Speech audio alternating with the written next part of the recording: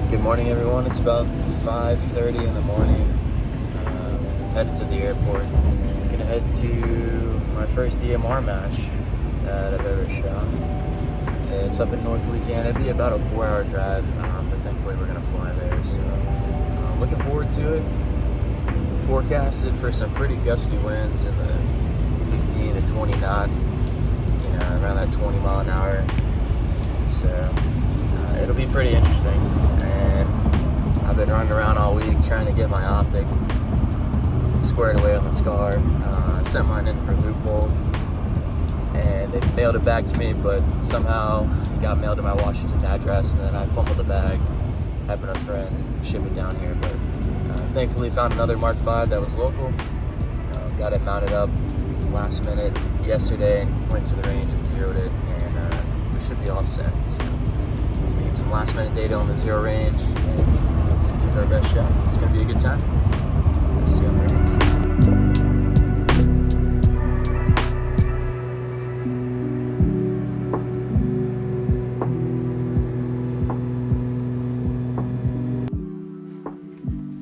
The ammo I'm going to be shooting at the match is the Nosler 175 grain 308. Last year I shot maybe 12 or 15 different types of ammo, and the Nosler definitely grouped the best. So ordered that in bulk. Gonna shoot it here today. Definitely went to the range the day prior to zero this setup. Just hitting the zero range just to confirm and get a few more data points on the chrono, because that's something I did not have with the Huxwork suppressor and the Nosler 175 grains.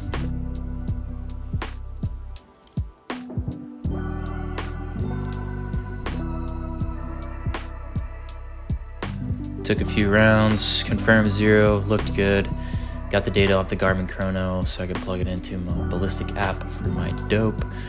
Fortunately, didn't have time to go to the shooting range and get actual real-world dope. I was planning on doing that the week of, but with the mishap with my optic being shipped to my old place in Washington, I obviously didn't have enough time and just had to zero real quick the day before and just run off of the calculator dope.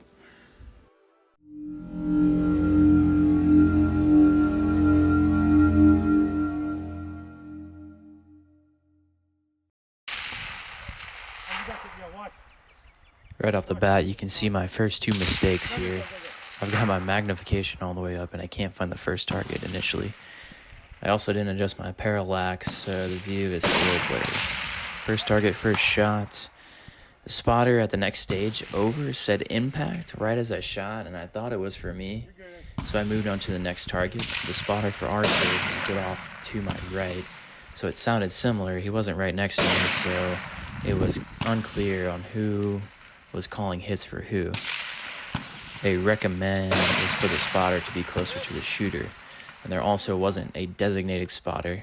For each stage, competitors were rotating as spotters, and that really wasn't established from the get-go. Unfortunately, since I was running around the day before the match trying to get my optics zeroed, I didn't have time to do the thorough dope research that I would like to do. While I'm pretty confident in my elevation holds, I don't have much experience holding for wind and knowing off the top of my head how many mils to hold for wind. There wasn't much wind yet, maybe a few miles an hour from left to right, so I was just holding left edge as a guess. You can see sometimes that didn't work out for me.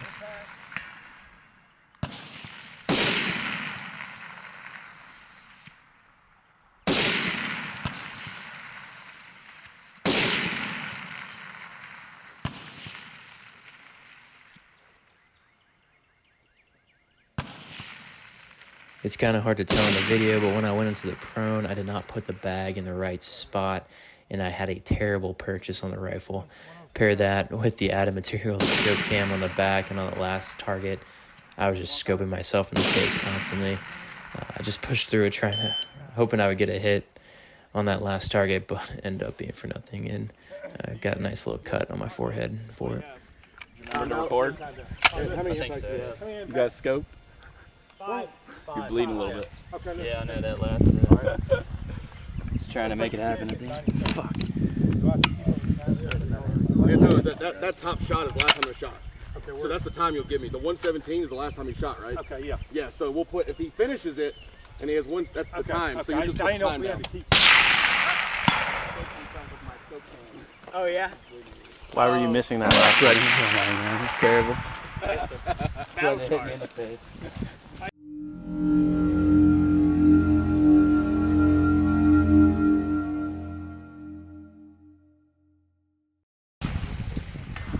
I did a poor job working the scope cam at this event, so I missed a few stages with the video from the scope cam. But this first position, you can see how close that upper log is to this one. It was pretty tough with how high my optic setup is with the Mark V and the aim point acro sitting on top of it. So I had to get really to the edge of that bottom log to be able to see the target here. Much cleaner stage for me. On this one, we were shooting more into the wind. We were kind of more shooting towards the left versus the first stage. We were shooting to the right where we had to get to that crosswind. But on this one, it was pretty much straight in our face. Still only about 6 miles an hour, something like that. But yeah, this stage went much better for me. And it was nice to have a spotter right next to me calling the hits, so I didn't mistake the stages next to us, because the stages were pretty close to each other.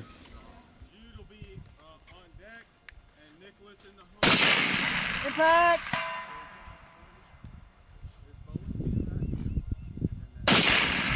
Impact! 84-41.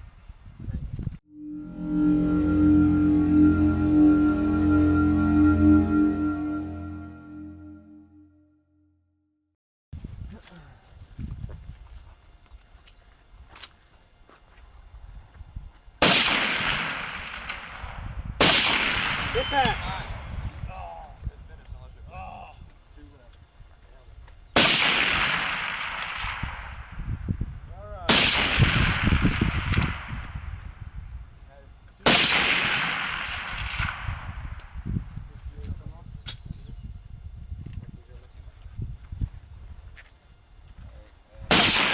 Impact!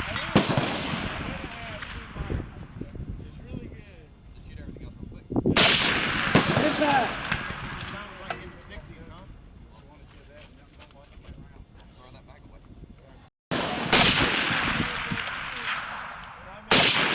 Impact!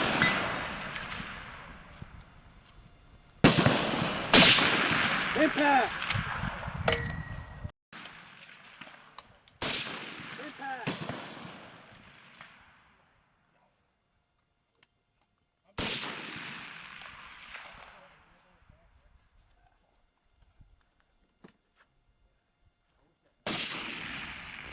Unfortunately, without the trigger cam or scope cam view, I don't have a good idea of why I was missing so much. But obviously ran out of ammo here at the end, and I think I had 10 seconds left when I ran out of ammo, so I would have had to conduct the perfect reload to get a chance to get another hit. But honestly, the cries are way too tight on me, and there is no chance I couldn't get the mag out the pocket, so we'll just take that L.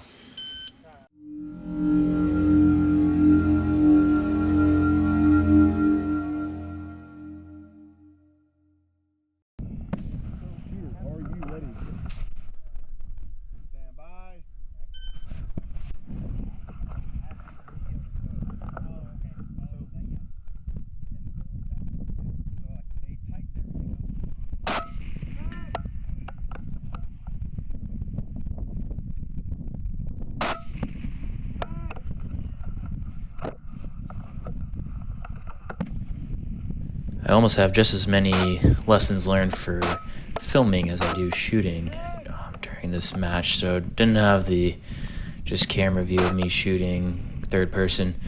This stage was 6 rocks, pretty close to the ground. You had to shoot off of at least 5 of them. Yeah, any 5 rocks.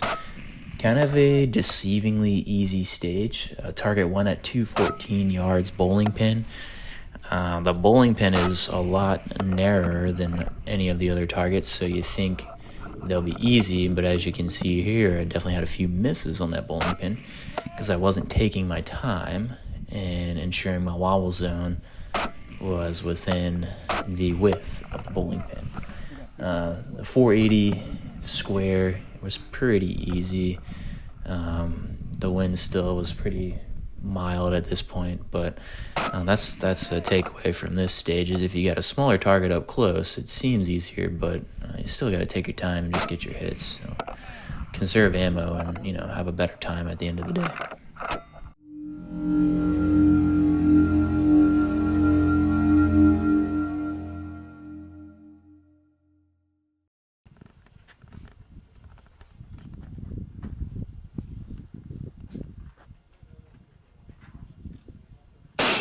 Impact!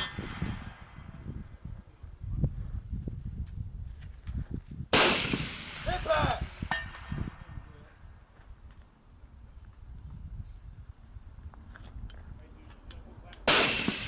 Impact!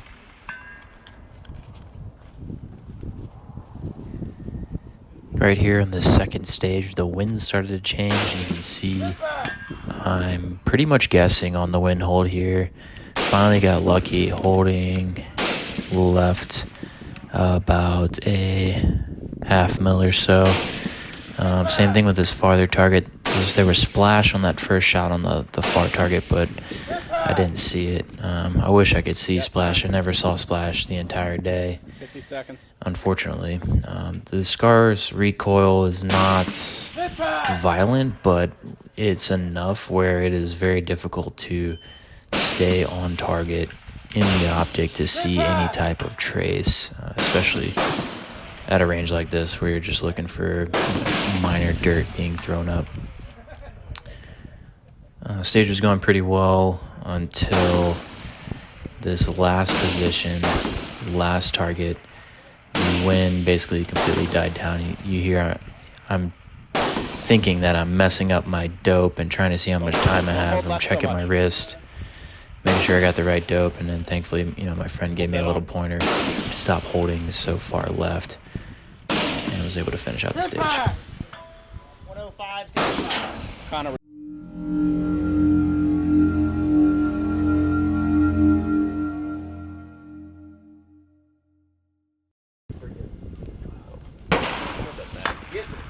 Yeah.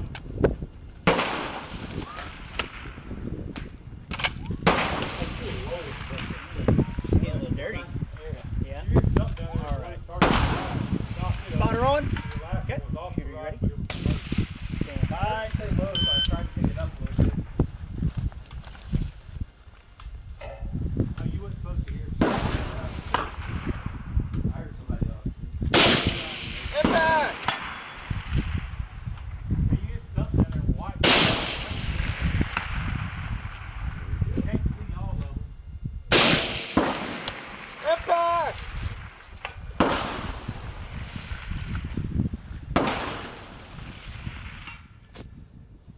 All right, stage 6. This was a tough one. First target 427, the mill was 262. Pretty sure I just dialed 2.7 and should have held under a little bit. And then second target 765 yards, 7.7 mil hold. So we got 2.7 on the first, 7.7. So I'm just holding 5 mils on that far target. And that far target is kind of protected in this berm from the wind. As you'll hear on the mic, which I didn't have the little fluffy on it to protect the wind, but the wind starts to pick up pretty well in the middle of the stage. Now the winds are swirling, and the hold for this is, or excuse me, the bullet drop is almost 16 feet. So that round is getting lobbed over that berm for the far target, getting affected by the wind and then coming back down to the target that's protected by the berm where it's not really affected by the wind. So pretty challenging stage, and kind of surprised myself by clearing that. Get back! 137. Wind's going crazy.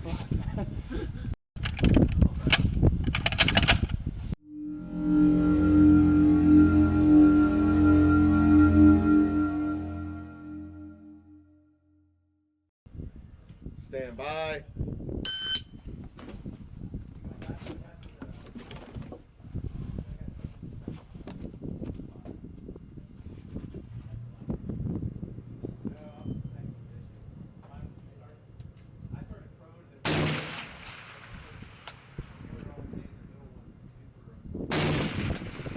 Back!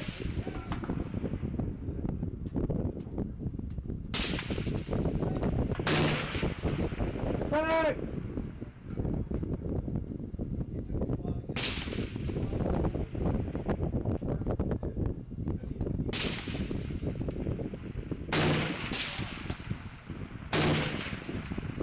Back!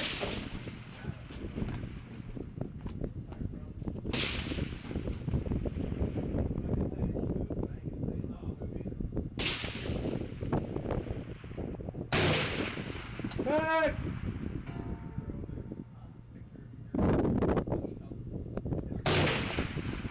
Back! Back! As the day goes on, the wind is just getting more gusty and starting to swirl and do different things at different distances. Obviously, you can see here I had a hard time figuring that out and was guessing a lot of the wind holds to the point where I missed so much. The spotter gave me a mulligan there and kind of helped me out a little bit. So definitely the thing to improve on. One of the biggest things to improve on for the next match is figuring out and knowing wind holds and trying to read the wind better. I was off the left.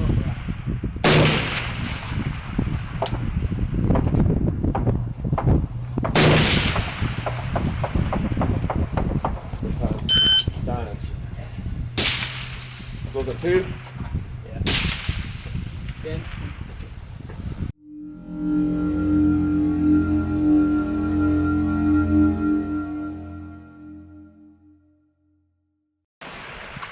All right, sir, you understand the course fire. Are you ready?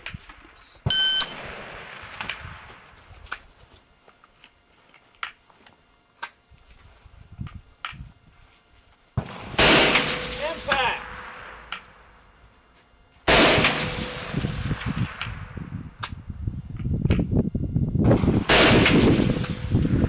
Low to the left. Impact!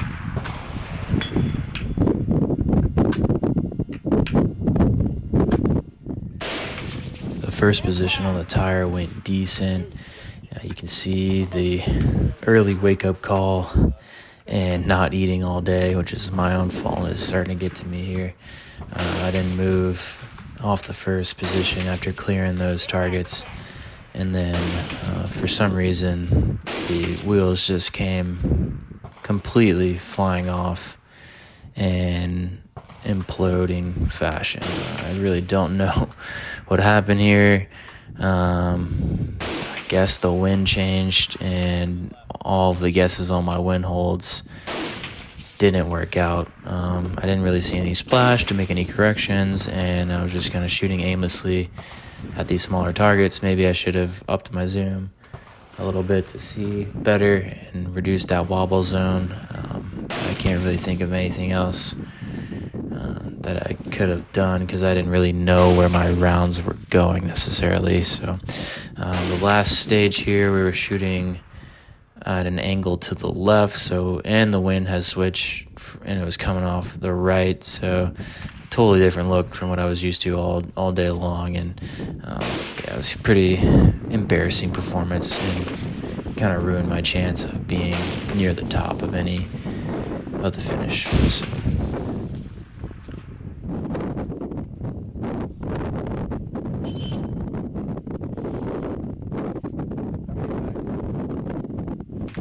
I think I hit on most of my mistakes throughout the video during the debrief and voiceover, but you can see, first stage, having my magnification all the way up, not being able to find the target, not adjusting my parallax, not using my bipod effectively in the prone to where I couldn't get a good purchase on the rifle, the stock, the angle of the knoll and the angle of that I had to hold the rifle was not working out with that bipod length. So I definitely should practice more in the prone. Besides just shooting off of weird things, have to add that to the mix. You know, you can't overlook it. It's still a skill that you need to work on. And yeah, most of my preparation for the week kind of got thrown off with the scope issue. But, you know, I'm not going to blame my performance on that, obviously. But next match, I definitely want to get out the week before and get actual dope, you know, go shoot paper targets from 100 yards to 700 or 800 yards and see where that bullet's actually going on paper, and, you know, put that up against your ballistic computer printout that you're just plugging in your muzzle velocity and your environmentals and stuff like that. Definitely want to do some more wind practice. Obviously, that kind of what ate my lunch on most of the stages, and some skills, you know, that are just going to take time to work on are, you know, judging wind, looking for any type of splash. It was really difficult at this range, and it is kind of difficult with the SCAR just from the recoil impulse to stay in the objective lens with a good sight picture on that scope. But it's one thing I'm gonna have to focus on more next time. And yeah, just taking care of myself. You know, you kind of don't think about it, but drinking a lot of water. We were up early, you know, up at 4 a.m. You know, other people were up way earlier to drive there. But, you know, get some sleep and then eat. I didn't eat all day, and that definitely started to impact my performance towards the end of the day. But overall, it was a great match. I had a blast. I learned a lot. I finished middle of the pack, I think 8 out of 16 in the DMR realm, and about middle of the pack for the entire group. So that last stage, you know, basically killed any chance I had of placing near the top for sure. But anyway, I had a blast. Thanks to Travis from Impact Shooting Sports for putting that on. Thanks for everybody that was there helping out for the ROs. There was a lady taking pictures for us as well.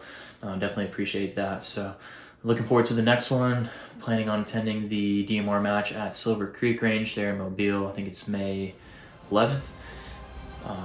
Yeah, get some more ammo, practice a little more between now and then, and see if we can do a little better. But if you made it this far, thank you guys for watching. A lot more content in the queue, a lot more stuff I want to show you guys. If you have anything you want to see or be talked about for the next DMR match, let me know in the comments. Like, subscribe, all that good stuff.